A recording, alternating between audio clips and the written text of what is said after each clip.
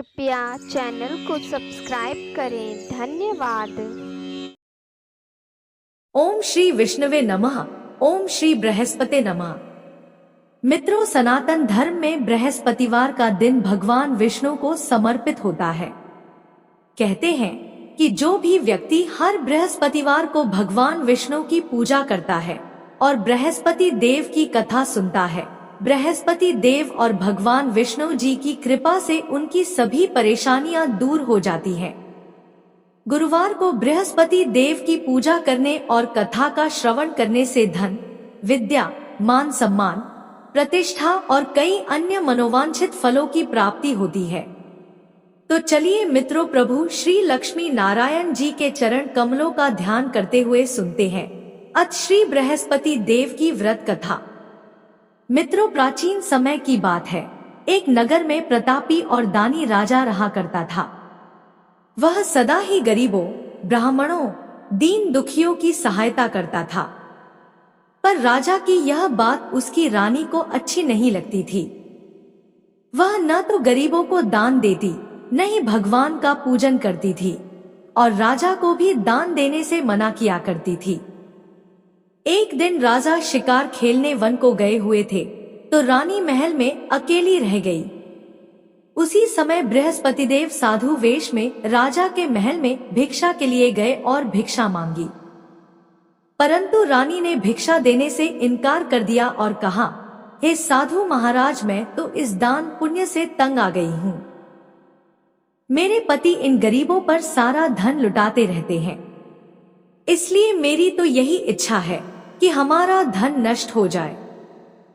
फिर न रहेगा बांस, न बजेगी बांसुरी, न हमारे पास धन होगा और न ही मेरे पति दान पुण्य करेंगे।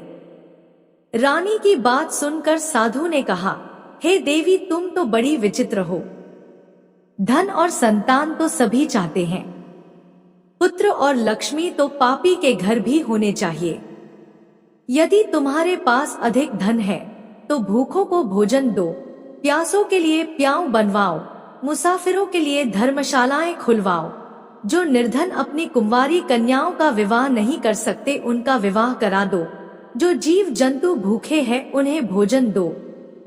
ऐसे और कई काम हैं जिनको करने से तुम्हारा यश लोक परलोक में फैलेगा। तुम्हारा यह धन दान पुण्य से जुड़कर और बढ़ेगा। परंतु रानी पर साधु के उपदेश का कोई प्रभाव न पड़ा। वह बोली, महाराज, आप मुझे कुछ ना समझाएं। मैं ऐसा धन नहीं चाहती जो हर जगह बांटती फिरूं। साधु ने उत्तर दिया, यदि तुम्हारी ऐसी ही इच्छा है तो तथास्तु। तुम ऐसा करना कि बृहस्पतिवार को घर लीपना, इसके बाद पीली मिट्टी से अपना सिर धोकर स्नान करना, भट्टी चढ़ाकर कपड़े धोना। ऐसा करने से आपका सारा धन नष्ट हो जाएगा। इतना कहकर वह साधु महाराज वहां से अंतर्ध्यान हो गए। साधु के अनुसार कई बातों को पूरा करते हुए रानी को केवल 3 बृहस्पतिवार ही बीते थे कि उसकी समस्त धन संपत्ति नष्ट हो गई। भोजन के लिए राजा का परिवार तरसने लगा। तब एक दिन राजा ने रानी से बोला कि हे रानी, तुम यहीं रहो, मैं दूसरे देश को जाता हूँ, क्योंकि यहाँ पर सभी लोग मुझे जानते हैं, इसलिए मैं कोई छोटा कार्य नहीं कर सकता। ऐसा कहकर राजा परदेश चला गया। वहां वह जंगल से लकड़ी काट कर लाता और शहर में बेचता। इस तरह वह अपना जीवन व्यतीत करने लगा। इधर राजा के परदेश जाते ही रानी और दासी दुखी रहने लगी। एक बार जब रानी और दासी को 7 दिन तक बिना भोजन के रहना पड़ा तो रानी ने अपनी दासी से कहा, हे दासी, पास ही के नगर में मेरी बहन रहती है, वह बड़ी धनवान है। तू उसके पास जा और कुछ ले आ ताकि थोड़ी बहुत गुजर बसर हो जाए। दासी रानी की बहन के पास गई। उस दिन गुरुवार था और रानी की बहन उस समय बृहस्पतिवार व्रत की कथा सुन रही थी। दासी ने रानी की बहन को अपनी रानी का संदेश दिया, लेकिन रानी की बड़ी बहन ने कथा और पूजा अधूरी होने के कारण कोई उत्तर नहीं दिया। जब दासी को रानी की बहन से कोई उत्तर नहीं मिला तो वह बहुत दुखी हुई और उसे क्रोध भी आया। दासी ने वापस आकर रानी को सारी बात बता दी। दासी की ये सब बातें सुनकर रानी ने खुद को और अपने भाग्य को कोसना शुरू कर दिया। उधर रानी की बहन ने सोचा कि मेरी बहन की दासी आई थी, परंतु मैं उससे नहीं बोली, इससे वह बहुत दुखी हुई होगी। कथा सुनकर और पूजन समाप्त करके वह अपनी बहन के घर आई और कहने लगी, हे बहन, मैं बृहस्पतिवार का व्रत कर रही थी। तुम्हारी दासी मेरे घर आई थी, परंतु जब तक कथा होती है तब तक न तो उठते हैं और न ही बोलते हैं, इसलिए मैं नहीं बोली। कहो दासी क्यों गई थी? रानी बोली, बहन तुमसे क्या छिपाऊं, हमारे घर में खाने तक को अनाज नहीं है। ऐसा कहते कहते रानी की आंखें भर आई। उसने दासी समेत पिछले 7 दिनों से भूखे रहने तक की बात अपनी बहन को विस्तार पूर्वक सुना दी। रानी की बहन बोली, देखो बहन, भगवान बृहस्पति देव सबकी मनोकामना को पूर्ण करते हैं। देखो, शायद तुम्हारे घर में अनाज रखा हो। पहले तो रानी को विश्वास नहीं हुआ, पर बहन के आग्रह करने पर उसने अपनी दासी को अंदर भेजा तो उसे सचमुच अनाज से भरा एक घड़ा मिल गया। यह देखकर दासी को बड़ी हैरानी हुई। दासी रानी से कहने लगी, हे रानी, जब हमको भोजन नहीं मिलता तो हम व्रत ही तो करते हैं, इसलिए क्यों न इनसे व्रत और कथा की विधि पूछ ली जाए ताकि हम भी व्रत कर सकें। तब रानी ने अपनी बहन से बृहस्पतिवार व्रत के बारे में पूछा। उसकी बहन ने बताया, बृहस्पतिवार के व्रत में चने की दाल और गुड़ से विष्णु भगवान और केले की जड़ में पूजन करें तथा दीपक जलाएं, व्रत कथा सुने और पीला भोजन ही करें। इससे बृहस्पति देव प्रसन्न होते हैं। व्रत और पूजन विधि बताकर रानी की बहन अपने घर को लौट गई। 7 दिन के बाद जब गुरुवार आया तो रानी और दासी ने व्रत रखा। घुड़साल में जाकर चना और गुड़ लेकर आई। फिर उससे केले की जड़ तथा विष्णु भगवान का पूजन किया। अब पीला भोजन कहां से आए, इस बात को लेकर दोनों बहुत दुखी थे। चूंकि उन्होंने व्रत रखा था, इसलिए बृहस्पति देव उनसे प्रसन्न थे। इसलिए वे एक साधारण व्यक्ति का रूप धारण कर 2 थालों में सुंदर पीला भोजन दासी को दे गए। भोजन पाकर दासी प्रसन्न हुई और फिर रानी के साथ मिलकर भोजन ग्रहण किया। उसके बाद वे सभी गुरुवार को व्रत और पूजन करने लगी। बृहस्पति भगवान की कृपा से उनके पास फिर से धन संपत्ति आ गई, परंतु रानी फिर से पहले की तरह आलस्य करने लगी। तब दासी बोली, देखो रानी, तुम पहले भी इस प्रकार आलस्य करती थी, तुम्हें धन रखने में कष्ट होता था, इस कारण तुम्हारा सभी धन नष्ट हो गया था, और अब जब भगवान बृहस्पति की कृपा से धन मिला है तो तुम्हें फिर से आलस्य होता है। रानी को समझाते हुए दासी कहती है कि बड़ी मुसीबतों के बाद हमने यह धन पाया है, इसलिए हमें दान पुण्य करना चाहिए, भूखे मनुष्यों को भोजन कराना चाहिए और धन को शुभ कार्यों में खर्च करना चाहिए, जिससे तुम्हारे कुल का यश बढ़ेगा, स्वर्ग की प्राप्ति होगी और पितृ प्रसन्न होंगे। दासी की बात मानकर रानी अपना धन शुभ कार्यों में खर्च करने लगी, जिससे पूरे नगर में उसका यश फैलने लगा। इधर एक दिन राजा दुखी होकर जंगल में एक पेड़ के नीचे आसन जमाकर बैठ गया। वह अपनी दशा को याद करके व्याकुल होने लगा। बृहस्पतिवार का दिन था। एकाएक उसने देखा कि निर्जन वन में एक साधु प्रकट हुए। वह साधु वेश में स्वयं बृहस्पति देवता थे। लकड़हारे के सामने आकर बोले, हे लकड़हारे, इस सुनसान जंगल में तू चिंता मग्न क्यों बैठा है? लकड़हारे ने दोनों हाथ जोड़कर प्रणाम किया और उत्तर दिया, महात्मा जी, आप सब कुछ जानते हैं, मैं क्या कहूँ? यह कहकर रोने लगा और साधु को अपनी आत्मकथा सुनाई। महात्मा जी ने कहा, तुम्हारी स्त्री ने बृहस्पति के दिन बृहस्पति भगवान का निरादर किया है, जिसके कारण रुष्ट होकर उन्होंने तुम्हारी यह दशा कर दी। अब तुम चिंता को दूर करके मेरे कहने पर चलो तो तुम्हारे सब कष्ट दूर हो जाएंगे और भगवान पहले से भी अधिक संपत्ति देंगे। तुम बृहस्पति के दिन कथा किया करो, 2 पैसे के चने और गुड़ लाकर उसका प्रसाद बनाओ और शुद्ध जल से लोटे में शक्कर मिलाकर अमृत तैयार करो। कथा के पश्चात अपने सारे परिवार और सुनने वाले प्रेमियों में अमृत व प्रसाद बांटकर आप भी ग्रहण करो। ऐसा करने से भगवान तुम्हारी सब मनोकामनाएं पूरी करेंगे। साधु के ऐसे वचन सुनकर लकड़हारा बोला, हे प्रभु, मुझे लकड़ी बेचकर इतना पैसा नहीं मिलता जिससे भोजन के उपरांत कुछ बचा सकूं। मैंने कई रात्रि स्वप्न में अपनी स्त्री को व्याकुल देखा है। मेरे पास कुछ भी नहीं जिससे मैं उसकी खबर मंगा सकूं। साधु ने कहा, है लकड़हारे, तुम किसी बात की चिंता मत करो। बृहस्पति के दिन तुम रोजाना की तरह लकड़ियां लेकर शहर को जाओ। तुमको रोज से दुगुना धन प्राप्त होगा, जिससे तुम भली भांति भोजन कर लोगे तथा बृहस्पति देव की पूजा का सामान भी आ जाएगा। इतना कहकर साधु अंतर्ध्यान हो गए। धीरे धीरे समय व्यतीत होने पर फिर वही बृहस्पतिवार का दिन आया। लकड़हारा जंगल से लकड़ी काटकर किसी शहर में बेचने गया। उसे उस दिन और दिनों से अधिक पैसा मिला। राजा ने चना गुड़ आदि लाकर गुरुवार का व्रत किया। उस दिन से उसके सभी क्लेश दूर हुए, परंतु जब दोबारा गुरुवार का दिन आया तो राजा बृहस्पतिवार का व्रत करना भूल गया। इस कारण बृहस्पति भगवान नाराज हो गए। उस दिन उस नगर के राजा ने विशाल यज्ञ का आयोजन किया तथा शहर में यह घोषणा करा दी कि कोई भी मनुष्य अपने घर में भोजन न बनाए, न आग जलाए, समस्त जनता मेरे यहाँ भोजन करने आए। इस आज्ञा को जो न मानेगा उसे फांसी की सजा दी जाएगी। इस तरह की घोषणा संपूर्ण नगर में करवा दी गई।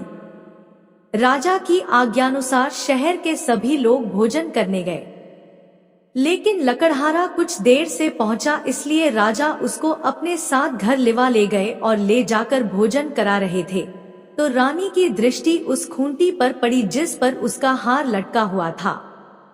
वह हार वहां पर दिखाई नहीं दिया।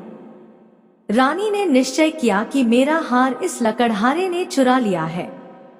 राजा ने उसी समय सिपाहियों को बुलाकर उसको कारागार में डलवा दिया। जब लकड़हारा कारागार में पड़ गया और बहुत दुखी होकर विचार करने लगा कि न जाने कौन से पूर्व जन्म के कर्म से मुझे यह दुख प्राप्त हुआ है। ऐसा सोचते हुए वो उसी साधु को याद करने लगा जो कि जंगल में मिला था। उसी समय तत्काल बृहस्पति देव साधु के रूप में प्रकट हुए और उसकी दशा को देखकर कहने लगे, अरे मूर्ख, तूने बृहस्पति देव की कथा नहीं करी, इस कारण तुझे दुख प्राप्त हुआ है।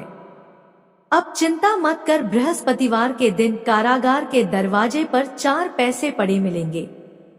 उनसे तू बृहस्पति देव की पूजा करना, तेरे सभी कष्ट दूर हो जाएंगे। बृहस्पति के दिन उसे 4 पैसे मिले। लकड़हारे ने कथा कही। उसी रात्रि को बृहस्पति देव ने उस नगर के राजा को स्वप्न में कहा, हे राजा, तुमने जिस आदमी को कारागार में बंद कर दिया है वह निर्दोष है। वह राजा है, उसे छोड़ देना। रानी का हार उसी खूंटी पर लटका है। अगर तू ऐसा नहीं करेगा तो मैं तेरे राज्य को नष्ट कर दूंगा। इस तरह रात्रि के स्वप्न को देखकर राजा प्रातः काल उठा और खूंटी पर हार देखकर लकड़हारे को बुलाकर क्षमा मांगी तथा लकड़हारे को योग्य सुंदर वस्त्र आभूषण देकर विदा कर दिया। बृहस्पति देव की आज्ञानुसार लकड़हारा अपने नगर को चल दिया। राजा जब अपने नगर के निकट पहुंचा तो उसे बड़ा आश्चर्य हुआ। नगर में पहले से अधिक बाग, तालाब, कुएं तथा बहुत सी धर्मशाला, मंदिर आदि बन गई हैं। राजा ने पूछा, यह किसका बाग और धर्मशाला है? तब नगर के सब लोग कहने लगे, यह सब रानी और बांदी के हैं। तो राजा को आश्चर्य हुआ और गुस्सा भी आया। जब रानी ने यह खबर सुनी कि राजा आ रहे हैं, तो उन्होंने बांदी से कहा कि हे दासी, देख राजा हमको कितनी बुरी हालत में छोड़ गए थे। हमारी ऐसी हालत देखकर वह लौट न जाए, इसलिए तू दरवाजे पर खड़ी हो जा। आज्ञानुसार दासी दरवाजे पर खड़ी हो गई। राजा आए तो उन्हें अपने साथ लिवा लाई। तब राजा ने क्रोध करके अपनी रानी से पूछा कि यह धन तुम्हें कैसे प्राप्त हुआ है। तब उन्होंने कहा, हमें यह सब धन बृहस्पति देव के इस व्रत के प्रभाव से प्राप्त हुआ है। राजा ने निश्चय किया कि 7 रोज बाद तो सभी बृहस्पति देव का पूजन करते हैं, परंतु मैं प्रतिदिन दिन में 3 बार कहानी तथा रोज व्रत किया करूंगा। अब हर समय राजा के दुपट्टे में चने की दाल बंधी रहती तथा वह दिन में 3 बार कहानी कहता। एक रोज राजा ने विचार किया कि चलो अपनी बहन के यहाँ हो आए। इस तरह निश्चय कर राजा घोड़े पर सवार हो अपनी बहन के यहाँ को चलने लगा। मार्ग में उसने देखा कि कुछ आदमी एक मुर्दे को लिए जा रहे हैं। उन्हें रोककर राजा कहने लगा, अरे भाइयों, मेरी बृहस्पति देव की कथा सुन लो। वे बोले, लो, हमारा तो आदमी मर गया है, इसको अपनी कथा की पड़ी है। परंतु कुछ आदमी बोले, अच्छा कहो, हम तुम्हारी कथा भी सुनेंगे। राजा ने दाल निकाली और जब कथा आधी हुई थी कि मुर्दा हिलने लग गया, और जब कथा समाप्त हो गई तो मुर्दा राम राम करके उठकर खड़ा हो गया। आगे मार्ग में उसे एक किसान खेत में हल चलाता मिला। राजा ने उसे देख और उससे बोले, अरे भैया, तुम मेरी बृहस्पतिवार की कथा सुन लो। किसान बोला, जब तक मैं तेरी कथा सुनूंगा तब तक 4 हरया जोत लूंगा। जा अपनी कथा किसी और को सुनाना। इस तरह राजा आगे चलने लगा। राजा के हटते ही बैल पछाड़ खाकर गिर गए तथा किसान के पेट में बड़ी जोर का दर्द होने लगा। उस समय उसकी माँ रोटी लेकर आई। उसने जब यह देखा तो अपने पुत्र से सब हाल पूछा और बेटे ने सभी हाल कह दिया। तो बुढ़िया दौड़ी दौड़ी उस घुड़सवार के पास गई और उससे बोली कि मैं तेरी कथा सुनूंगी, तू अपनी कथा मेरे खेत पर चलकर ही कहना। राजा ने बुढ़िया के खेत पर जाकर कथा कही, जिसके सुनते ही वह बैल उठ खड़ हुए तथा किसान के पेट का दर्द भी बंद हो गया। अगले दिन राजा अपनी बहन के घर पहुंचा। बहन ने भाई की खूब मेहमानी की। दूसरे रोज प्रातः काल राजा जगा तो वह देखने लगा कि सब लोग भोजन कर रहे हैं।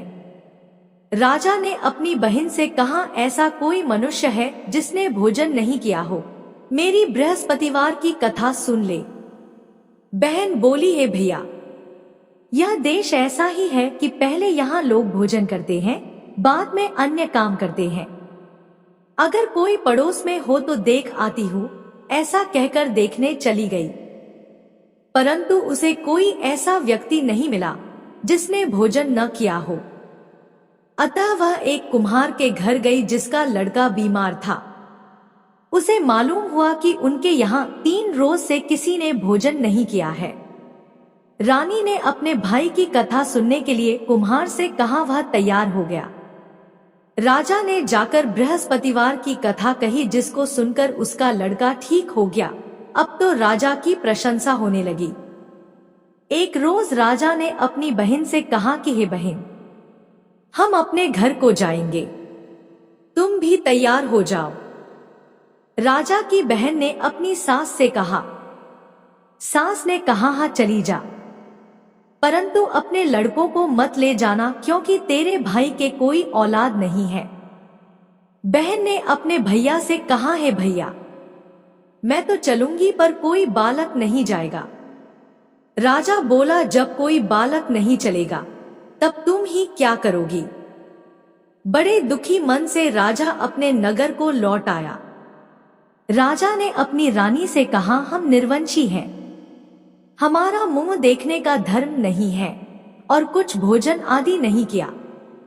रानी बोली, हे प्रभु, बृहस्पति देव ने हमें सब कुछ दिया है, वह हमें औलाद अवश्य देंगे। उसी रात को बृहस्पति देव ने राजा से स्वप्न में कहा, है राजा उठ, सभी सोच त्याग दे, तेरी रानी गर्भ से है। राजा की यह बात सुनकर बड़ी खुशी हुई। 9वें महीने में उसके गर्भ से एक सुंदर पुत्र पैदा हुआ। तब राजा बोला, हे रानी, स्त्री बिना भोजन के रह सकती है, पर बिना कहे नहीं रह सकती। जब मेरी बहन आए तुम उससे कुछ कहना मत। रानी ने यह सुनकर हाँ कर दिया। जब राजा की बहन ने यह शुभ समाचार सुना तो वह बहुत खुश हुई तथा बधाई लेकर अपने भाई के यहाँ आई। तभी रानी ने कहा, घोड़ा चढ़कर तो नहीं आई, गधा चढ़ी आई है। राजा की बहन बोली, भाभी मैं इस प्रकार न कहती तो तुम्हें औलाद कैसे मिलती। मित्रों, संसार में जो मनुष्य सद्भावना से भगवान जी का पूजन व्रत सच्चे हृदय से करते हैं तो उनकी सभी मनोकामनाएं पूर्ण करते हैं। जैसी सच्ची भावना से रानी और राजा ने उनकी कथा का गुणगान किया तो उनकी सभी इच्छाएं बृहस्पति देव जी ने पूर्ण की थी।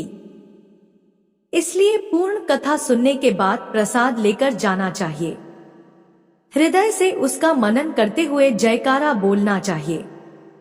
बोलो बृहस्पति देव की जय, भगवान विष्णु की जय।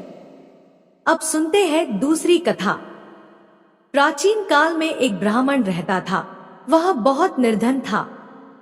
उसके कोई संतान नहीं थी।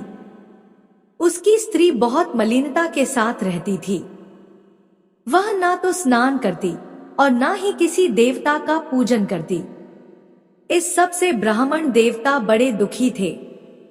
बेचारे बहुत अपनी स्त्री से कुछ कहते थे किंतु उसका कुछ परिणाम न निकला। भगवान की कृपा से ब्राह्मण की स्त्री को कन्या रूपी रत्न पैदा हुआ। कन्या बड़ी होने पर प्रातः स्नान करके विष्णु भगवान का जाप व बृहस्पतिवार का व्रत करने लगी। अपने पूजन पाठ को समाप्त करके विद्यालय जाती तो अपनी मुट्ठी में जौ भर के ले जाती और पाठशाला के मार्ग में डालती जाती। तब ये जौ स्वर्ण के हो जाते तो लौटते समय उनको बीन कर घर ले आती थी। एक दिन वह बालिका सूप में उस सोने के जौ को फटक कर साफ कर रही थी कि उसके पिता ने देख लिया और कहा, हे बेटी, सोने के जौ के लिए सोने का सूप होना चाहिए। दूसरे दिन बृहस्पतिवार था। इस कन्या ने व्रत रखा और बृहस्पति देव से प्रार्थना करके कहा, मैंने आपकी पूजा सच्चे मन से की हो तो मेरे लिए सोने का सूप दे दो। बृहस्पति देव ने उसकी प्रार्थना स्वीकार कर ली। रोजाना की तरह वह कन्या जौ फैलाती हुई जाने लगी। जब लौटकर जौ बीन रही थी तो बृहस्पति देव की कृपा से सोने का सूप मिला। उसे वह घर ले आई और उसमें जौ साफ करने लगी, परंतु उसकी माँ का वही ढंग रहा। एक दिन की बात है कि वह कन्या सोने के सूप में जौ साफ कर रही थी। उस समय उस शहर का राजपुत्र वहां से होकर निकला। इस कन्या के रूप और कार्य को देखकर मोहित हो गया तथा अपने घर आकर भोजन तथा जल त्याग कर उदास होकर लेट गया।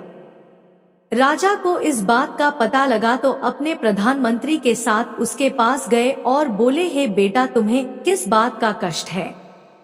किसी ने अपमान किया है अथवा और कारण हो सो कहो, मैं वही कार्य करूंगा जिससे तुम्हें प्रसन्नता हो। अपने पिता की राजकुमार ने बातें सुनी तो वह बोला, मुझे आपकी कृपा से किसी बात का दुख नहीं है।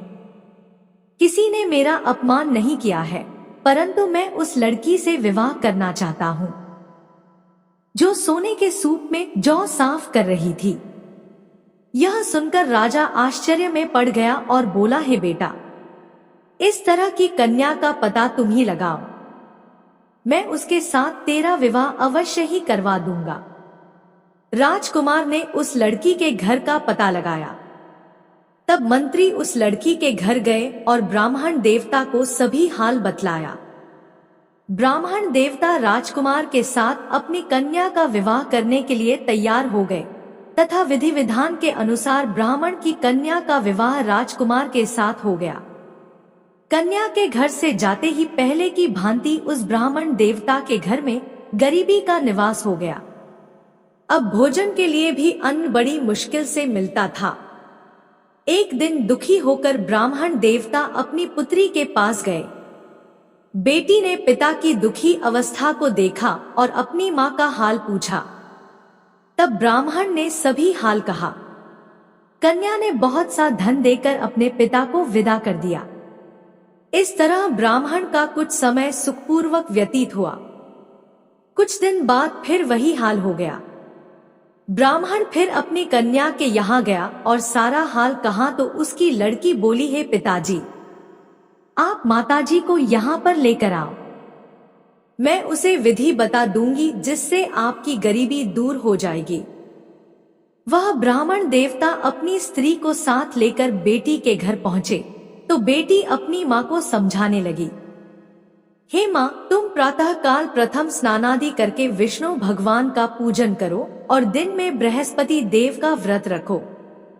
ऐसा करोगी तो तुम्हारी सब दरिद्रता दूर हो जाएगी। परंतु उसकी मां ने एक भी बात नहीं मानी और प्रातः काल उठकर अपनी पुत्री के बच्चों की जूठन को खा लिया। इससे उसकी पुत्री को भी बहुत गुस्सा आया और रात को कोठरी से सारा सामान निकालकर अपनी मां को उसमें बंद कर दिया। प्रातः काल उसे कोठरी से निकाला तथा स्नानादि करा के पाठ करवाया तो उसकी मां की बुद्धि ठीक हो गई और फिर उसकी मां प्रत्येक बृहस्पतिवार को व्रत रखने लगी। इस व्रत के प्रभाव से उसके माँ बाप बहुत ही धनवान और पुत्रवान हो गए और बृहस्पति जी के प्रभाव से इस लोक के सुख भोग कर स्वर्ग को प्राप्त हुए। तो बोलो विष्णु भगवान की जय, बृहस्पति देव की जय।